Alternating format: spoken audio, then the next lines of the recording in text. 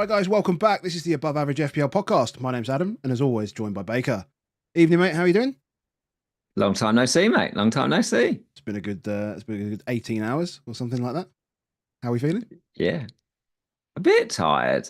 A bit tired. So FCA's last night. We met up at Tottenham. As usual, we left Tottenham without a trophy. I felt slightly less disappointed though leaving Tottenham than I Yes. normally do. So that was Yeah, a no. that was a huge benefit. Just going to Tottenham Stadium and thinking, oh, we're not losing tonight. Yeah, exactly. That's a first. I think that's the Yeah. first. The last time I was in hospitality there, I was about 8 years old. My dad wanted to take me to go and see Tottenham versus Birmingham. He thought it was good. He's a Birmingham fan, and he thought, "Oh, I'll just take him." Tottenham were like the division above Birmingham or whatever it was at the time, and we were 3-0 down at half time. Thanks, Dad.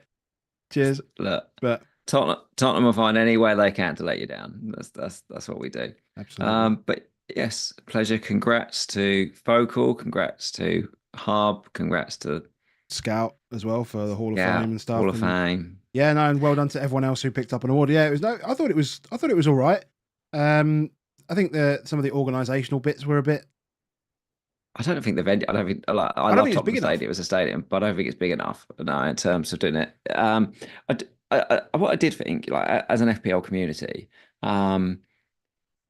everyone there, I met, I think everybody that was there, and there was like 20 odd people, if not more, from the FPL community that were there, creators, and friends, and that, and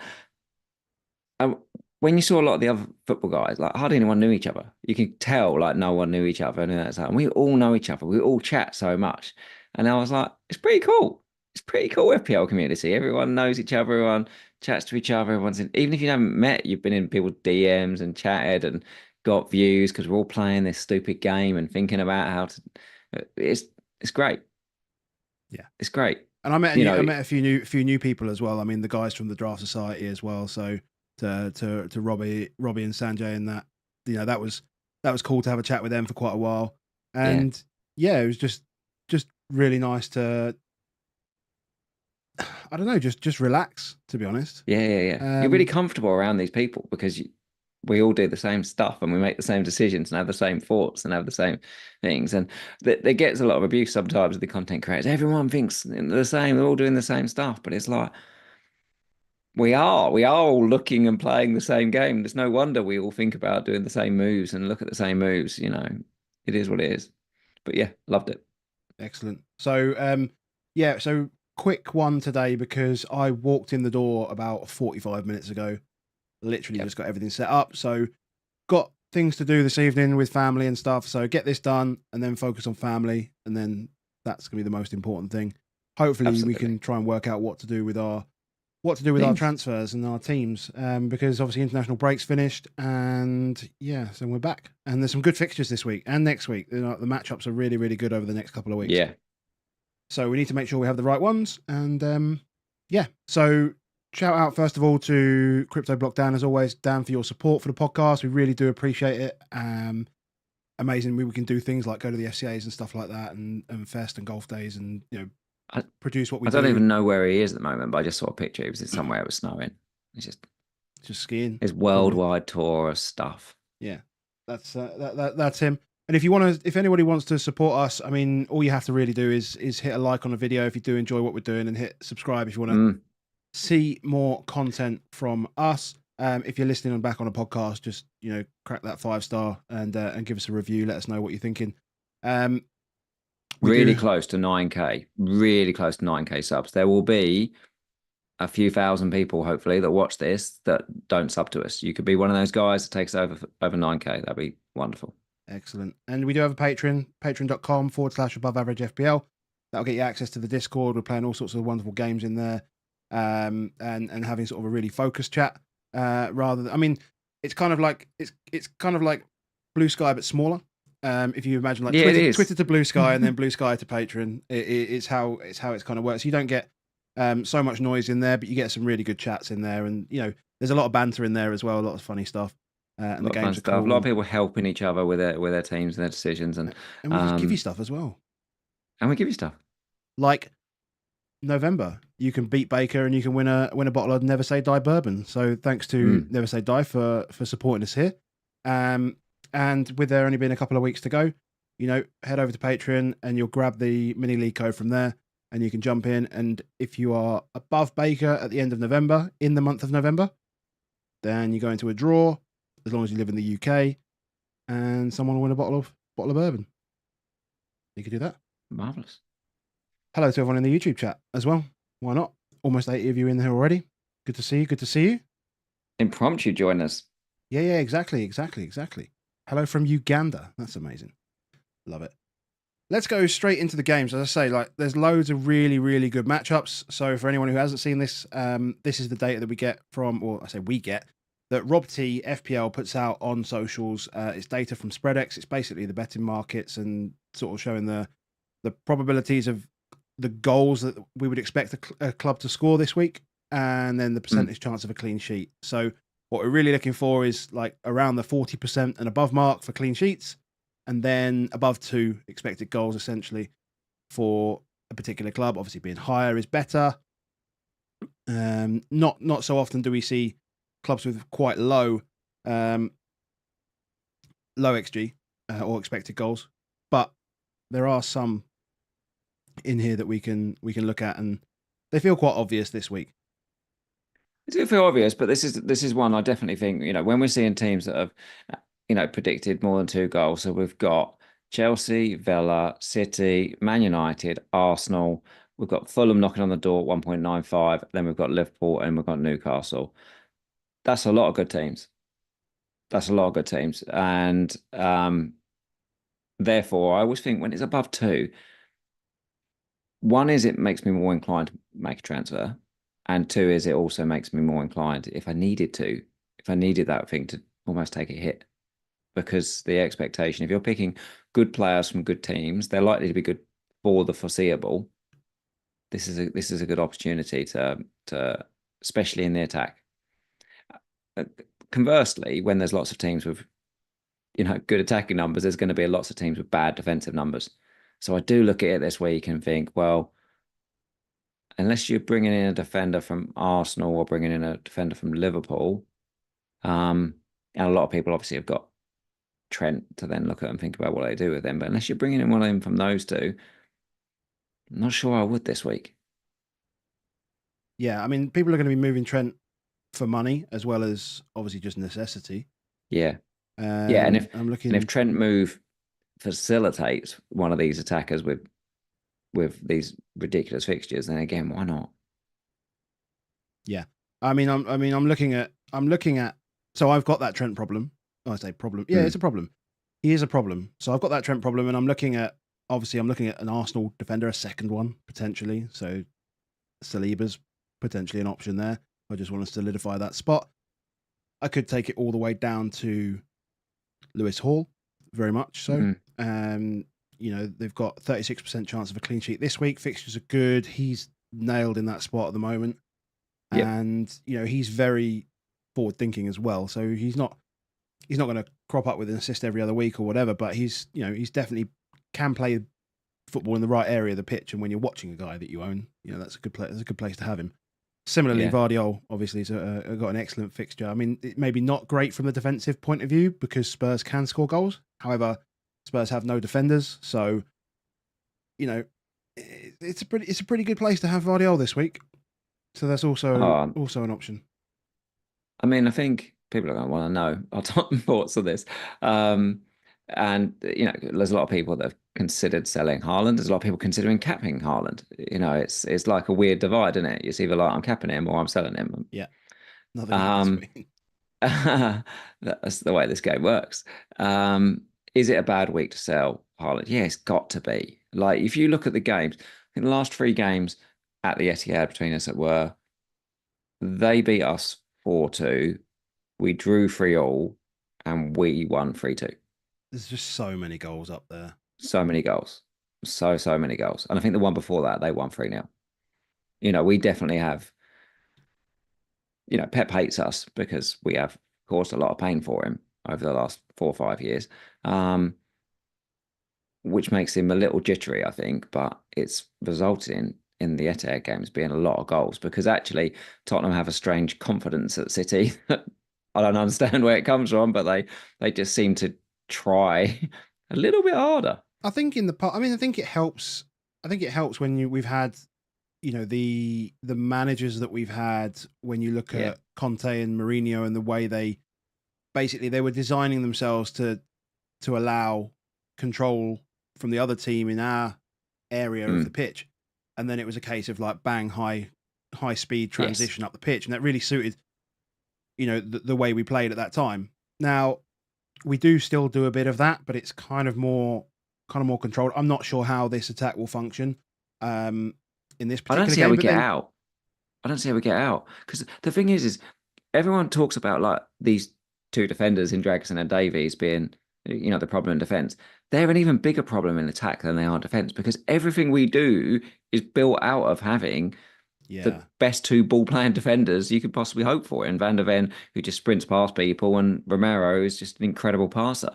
The amount of we lose in distribution and build up from those centre backs, I'm like, the ball's just going to keep coming back at us. Yeah, it's going to need to be Bissouma's going to need to do a lot of dog work, just picking up the ball, just literally off them. And the problem with that, Bissouma, Salah, and Kulu all going to have to just keep running with the ball, aren't they? Yeah, and the problem with that is you're a man down in terms of the shape and the positioning. You're just a man in the wrong position, right? So you just lose that man.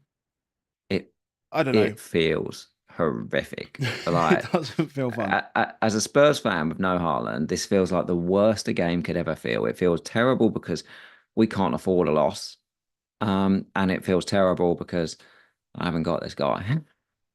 But we've got there is something to be said for owning a Man City player. So we've both got Lewis, right? I think we're both taking a slightly different approach to how we might see Lewis. But no Kovacic, it seems, and obviously no Rodri. I mean, I just wonder whether he'll be deployed just a little bit further forward. Like John Stones is back and training and stuff. So, he's probably... He can push Vardiol back to the left-hand side, Walker, and then Lewis kind of maybe just slots in above. I don't know whether that's helpful for Lewis. I don't know. Maybe it's just... It doesn't appear to be in projections. So as soon as I saw that thing Kovacic was out, I was like, well, I'm just going to put Rico Lewis in. I'll start him. Thanks very much. If he's playing in midfield, thanks very much. Jump the wave predictions, 38%. I've got him starting. Okay. On Rico. If Luke, I'm waiting for Luke for tweet, but if he tweets and suggests this don't look good, I don't think I can do it. Like, that feels like I'm trying to be the cleverest man in the room, and I don't think I need to be. Like, I'd rather just say, okay, if that's what you think, then I'll look elsewhere. It's I don't think it's a problem playing Rico Lewis this week, but I'm just a bit, You're just not sure, because it is still 28% chance of a clean. That's not good.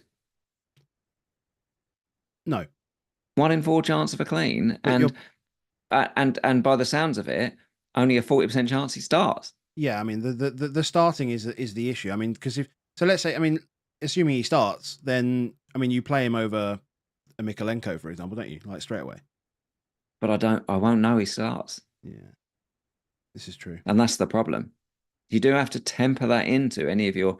What's my view? Where you're like, well, if I don't know he starts, then I've got to play that through in my prediction piece. Do you think Everton will clean? I mean, if you're just... No. So I think this is the bit, right? So for me, for example, I have Aït-Nouri, Mikalenko, and Rico Lewis, and I'll give it loads of thought. They're not going to clean any of them. They're not going to clean. So then would Lewis just not be a better option anyway? Even if he does just come on, he's probably just going to get one. Well, not if he doesn't play. If he doesn't play completely, then it doesn't matter because you But get he your will play. sub. But he always plays. But then how's that any different? I mean, when I say how is it any different, it's probably a point. It's probably a point is all you're really clambering for. But that's a point is a lot. But if he's going to, okay. A point is a lot in terms of expectation. EV, a point is a huge amount. A point is the difference between, say, for example, Salah and Bruno this week. But everyone would rather have Salah than Bruno this week. Doesn't mean that Bruno's bad, does it? No. Bruno's a fantastic option this week. But Salah's still going to be predicted a point more than him. You know what I mean? Is Bruno versus Rodgers is about a point in an expectation. But if you ask me, would you rather have Bruno or Rodgers? I'll have Bruno, thanks. Yeah. Yeah, no, that's I'll fair. have whoever's expected to get one more point than the other guy. Yeah, no, fair enough. And yeah, so if I got some real good vibes that I think Rico's starting, because we've got embargo later, we've got stuff, then I'd be like, well, okay. I don't like playing Mikalenko. I don't play. Ain't Nuri's the one. Like, why am I playing Ain't Nuri? We've got a 14% chance of a clean. Yeah, I mean but then he plays like second striker, so you can probably just offset that with the fact that he might get involved in an assist or a goal or something like that. I think that's might do. But he's more so, you know. He's also the likeliest to get a 0 pointer this week. He's comfortably the most likely to get a 0 pointer in my team, isn't he? Yeah. I mean, it's difficult. It's difficult. Yeah, it's difficult. But likelihood is they all turn up with 2 points. All this for that, eh? So, you've got. I mean, how do you feel about Palmer this week? Like, would you be bringing Palmer in? Because this is the dilemma I have. Right? Is that last week I was saying like Palmer is the focus over Salah in my opinion for this particular game week, and I was saying to you last night that if you don't get Salah this week, because I don't for some reason, and I said the other day, what the hell am I doing? But if I don't get him, then why would I get him before like 15? Why would I have him in 13 and 14? I just don't see myself doing it. And if I do get him, let's even say I get both, I need to cover 8 points as well over the next X amount of weeks, which is probably okay. But I've got McNeil. Brentford are just terrible away from home. You know, he's apparently trained well this week, so he's going to be involved. I've got Rodgers at home to Palace. Like, do I need to move him on? Like all of this stuff. You don't need to move Rodgers on, do you, really? Like the fixtures are getting better for Rodgers, if nothing else. But obviously, like you say, McNeil. But I've got McNeil and Bumo in that fixture, which is weird, and I think I need to get rid of one of them. I mean, Bumo feels weird to get rid of, but you can't do it, not especially not with next week as well. Next week is the golden goose, really, and it's even a captainable fixture for him. As you tell me, mate, Everton can always let you down. So I think McNeil's the very obvious guy. He's the make weight for whatever. He's a very obvious guy for whatever those midfielders are. Because after this week, that's fine then. So then it's a case of like which one? Because I can only now have one, right? Because I can't have two. So because if I have to keep Bumo, which I want to, unless I bin Son this week, right? Well, that is definitely an option. Which is an option. Would I take a hit on doing? But I've got Porro, Son, and Solanke. Like I feel like I don't want any of them, but I feel like I can't. No. I know. Obviously, this week's like the bad fixture. Next week's Fulham, and then it's a little bit better after that. Wow. But okay.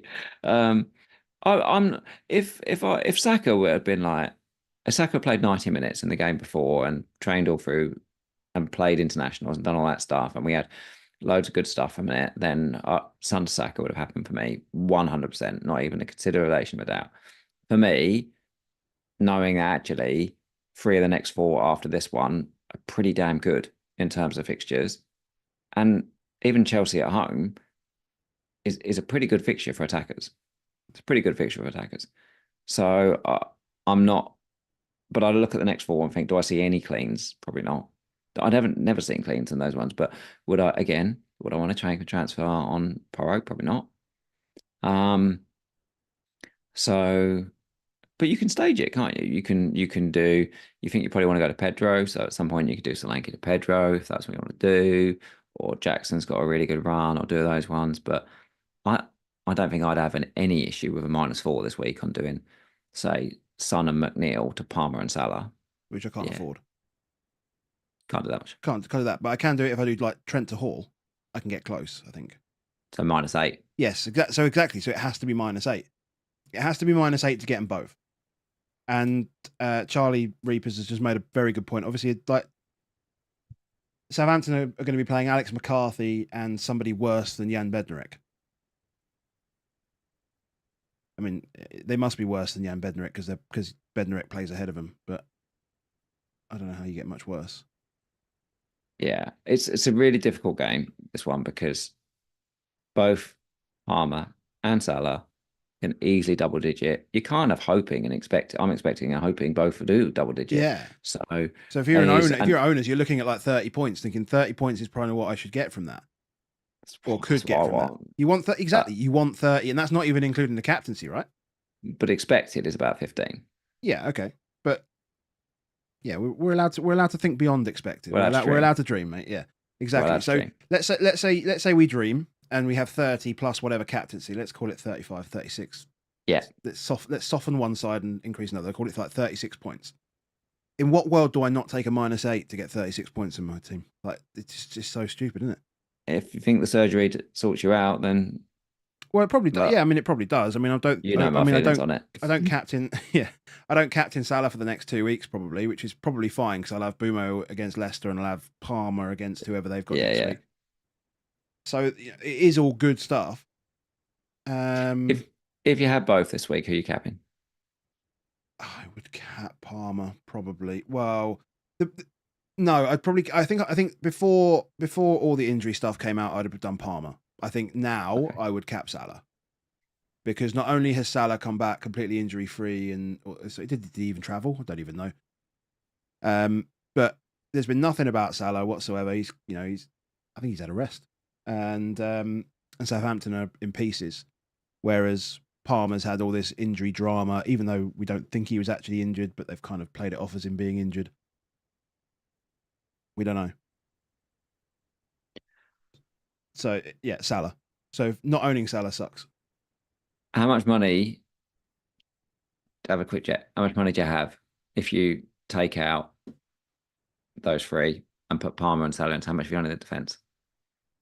So, hold on. So, if you do Saliba instead of Hall, do you have that money? Oh, no chance. Because I only get $1 million from Trent. So, if I go, you say McNeil and Son to Palmer and Salah.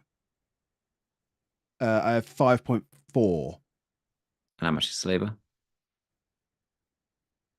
Is he? 5.5. Oh no, he's 6. Is he 6? He's 6. So I couldn't even. I could get Kanate. That might be the one, Kanate's not a bad shout. But then that'll leave me nothing to do it. So I need to figure out if I need to do something else next week.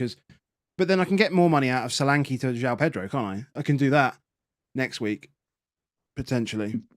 If you did Hall, and it looks like Newcastle fire, though, you'd have the money in the bank if you wanted to do Solanke to Isak next week. That's also true. That's very true. So it's probably Hall. Yeah, and you've liked Hall. This is true. I have.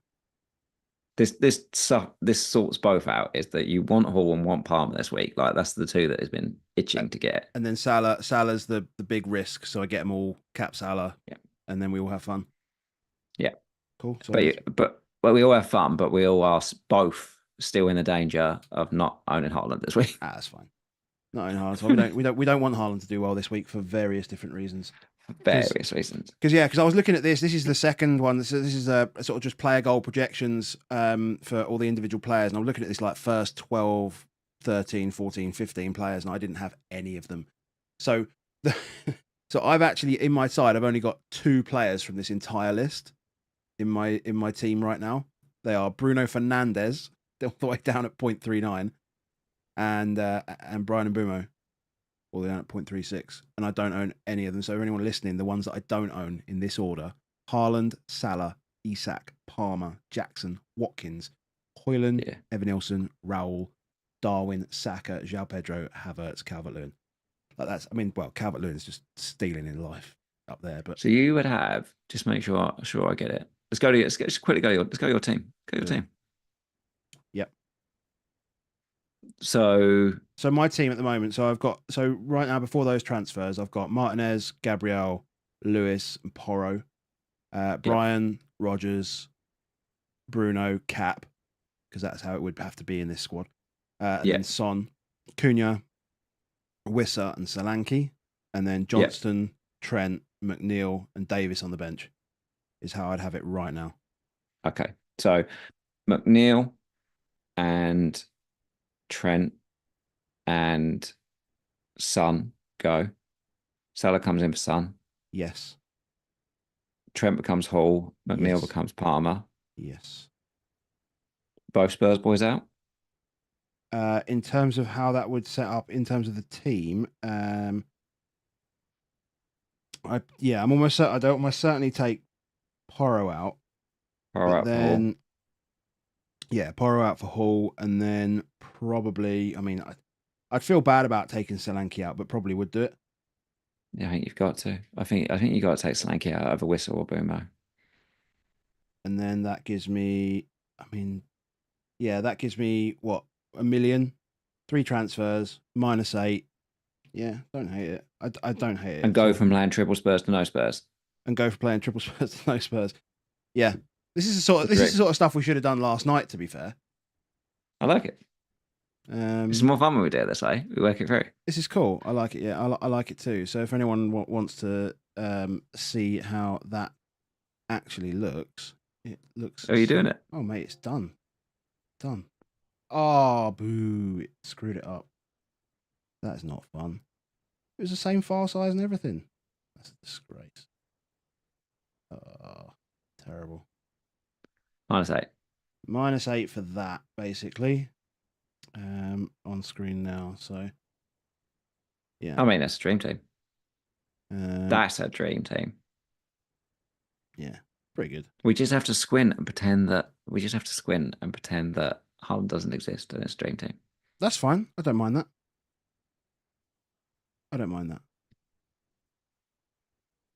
Let's go, me. Let's go you. Yeah, why not? Let's go you.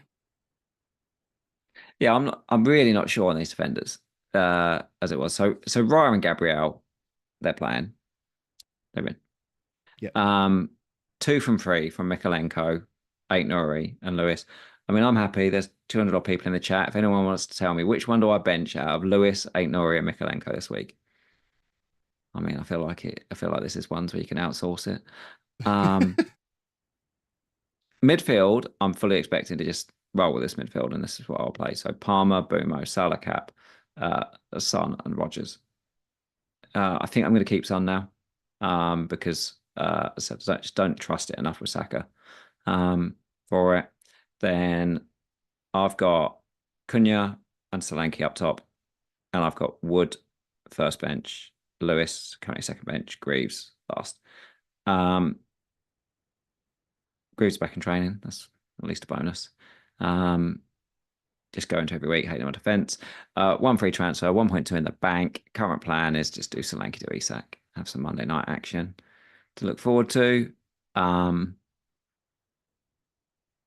interesting one, though, the only part about doing it is almost I'm like, don't see myself moving for Pedro anytime soon.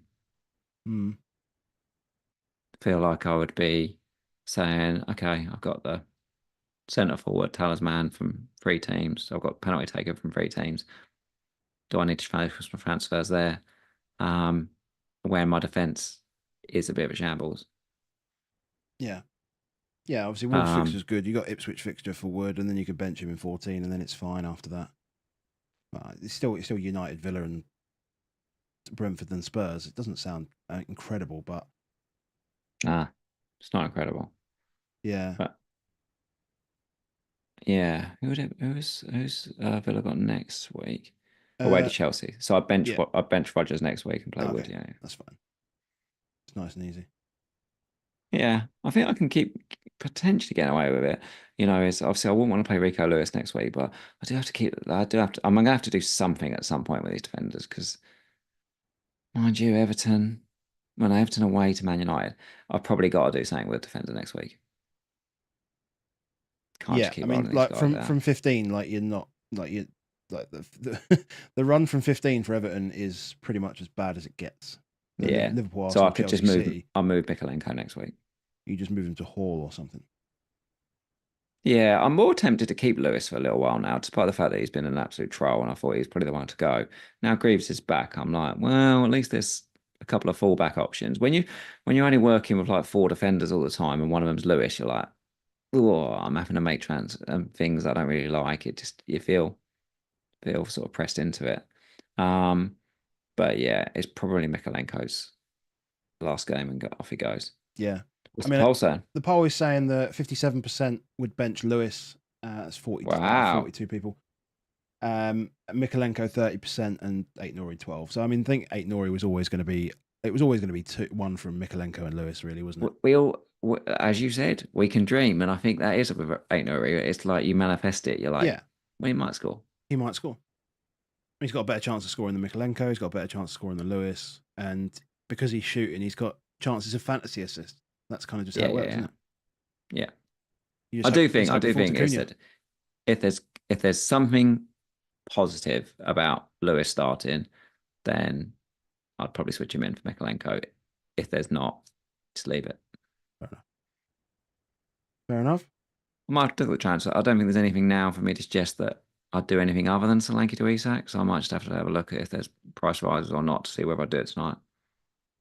Yeah, I haven't been paying attention to who's risen. I think as the week was going along, I wasn't overly concerned because I knew I was going to basically take 2.5 million out of Trent. It just feels weird because obviously I had 6.8 million in the bank, so it just felt like whatever happened in the price rises, I could make it happen. I could make it work in some way or another.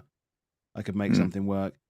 But yeah, okay. I think that works for you. So bringing Isak in there, that's quite nice, and that The works only for me in the one, -8. the only thing I'm considering is like Son is a really good differential. Like that's the but do you really want a 10 million pound differential? I don't know. It's a lot of money to spend on a differential on it. Um, but after this week, would I or after next week, certainly, would you rather have Son or Bumo? I think I'd rather have Son. Mm. Like, and then there is a world where instead of doing Isak, I could swap Solanke and Bumo to Saka and Pedro. Yeah, in 14. Yeah. Well, And it's just that's a weird. You'd want João Pedro next week, would you not? For Southampton I at home. mean, you could do Solanke. I could do Solanke to Pedro next week anyway and set it up. It might be that might be the better way to go. But then I'd still probably like to have the West Ham game with Saka. Mm.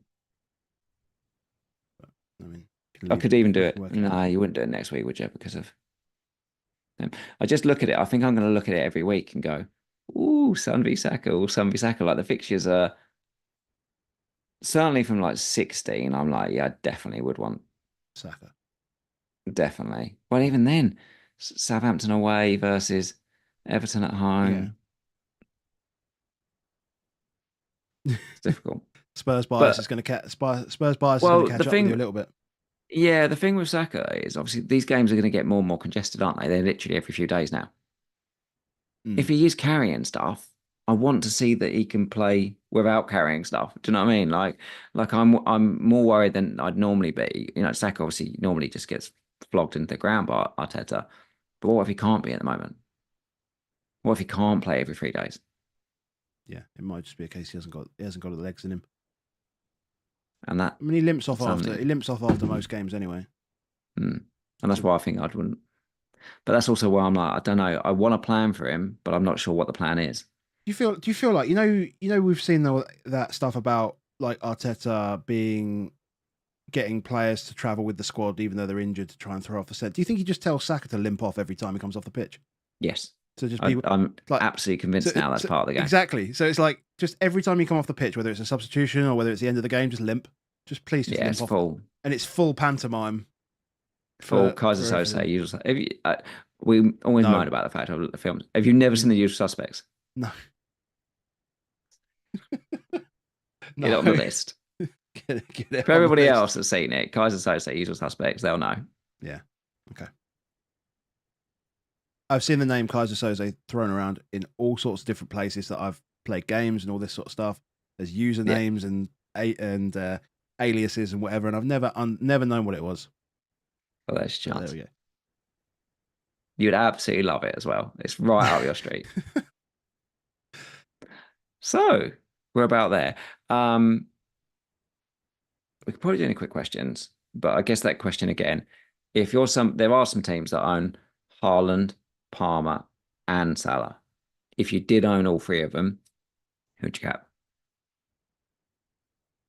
Salah, And I'm the same, but we're very biased. of course. So we haven't spent a lot of time covering that because we are very like I would struggle to do it. But the one thing is that we can manifest in our head how games will play out, but hopefully, we're talking about everyone's like very focused on Dragusin and Davies, Dragusin and Davies, Dragusin and Davies, and you're like, we don't even know what the names are of the Southampton centre backs. This is true. I don't know who's playing centre back for Leicester this weekend. No. Wout Fass, I'm assuming. Maybe. Don't know any more than that. Who else plays for Leicester? Vestergaard? Terrible people. He's still there? We're terrible people. Do you know what I mean? Like, at least we know Dragusin and Davies. We know they exist, at least. That's true. So sorry to anyone. We need Sam. Sam in Patreon, like in Discord, he'll tell us. Just if someone wants to crack off the bat, just go. Here go is what I think the 11 is for Southampton. They don't support Southampton 11. Yeah, I think so. Whereas, right, one of the things again, jump the wave.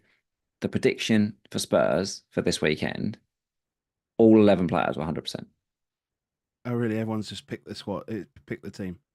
So it's basically Vicario, Destiny, Davies, Dragusin, Porro, Sarr, Basuma, Kulusevski, Johnson, Solanke, Son. Yeah, seems pretty standard. It's actually squint. It's all right.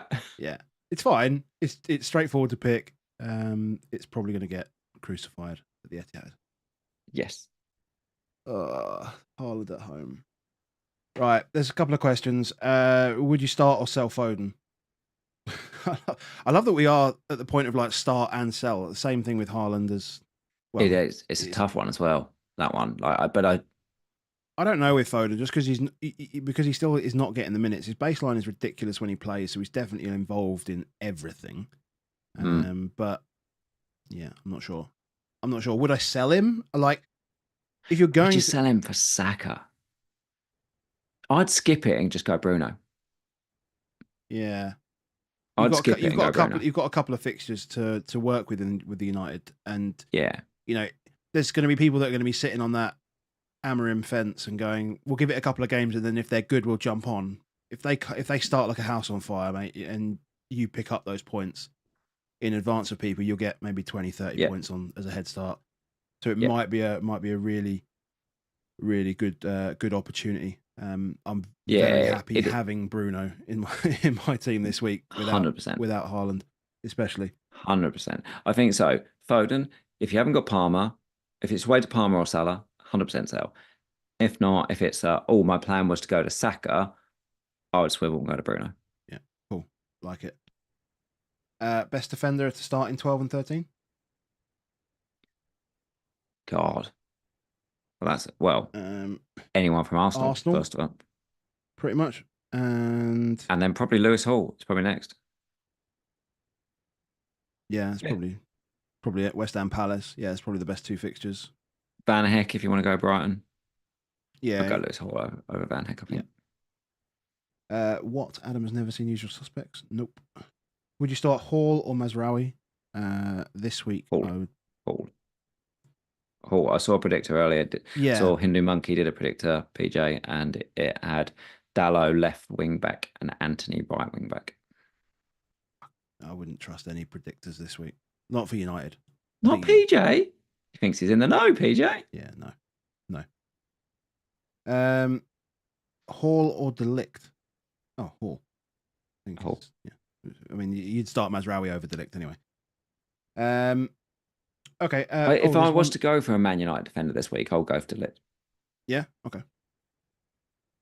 Just think the centre backs and that's a minutes play. Centre back, isn't it? Centre back set pieces. Yeah. Thoughts on Timber? Go watch the bonus video. Yeah, that's the Absolutely one. not. That's yeah. Go watch the bonus video. It'll be timestamped. Go to the Arsenal timestamp, and you'll see it all there. Haaland and Dibbling to Isak and Bruno for free. Yes, I love that. As long as you've got a Palmer or Salah cap. Yeah. Van Heck, Colwill, or Konate as a Trent replacement. Is picking one. I mean, I'd probably sleep better at night if I just had Konate. Yeah. You know, we know Kwanzaa's not the guy, right? So we know Konate is the guy. And we know he's the guy. Yeah. We know he is the guy. Right, we're done. 40 minutes, all done. Good luck for game week 12. We'll be back on Sunday to go through all the games. I think we've got Andy Martin coming up next week. I hope if we can rearrange that one, because he was supposed to come on for this one, but it's tough when he's working Winter Wonderland. I saw a little comment. He was having like a mac and cheese half-hour break or something. And also, like, he's got a lot of weather to look at the moment. This is true. Not even the Winter Wonderland is permanently looking at the sky at the moment. Very true. Very true. Right, mate. Good seeing you yesterday. And good seeing you. We didn't win, but we didn't win. But we are winners. We're also winners. Can we claim to be winners? No, mate. I'm terrible at this game. Terrible at this game. But yeah, we'll be back Sunday. Let's see how it goes. We're winners if we get to 9K. I'll give you that. Okay. Come on, you Spurs, I guess. I'll speak to you See later. you Sunday.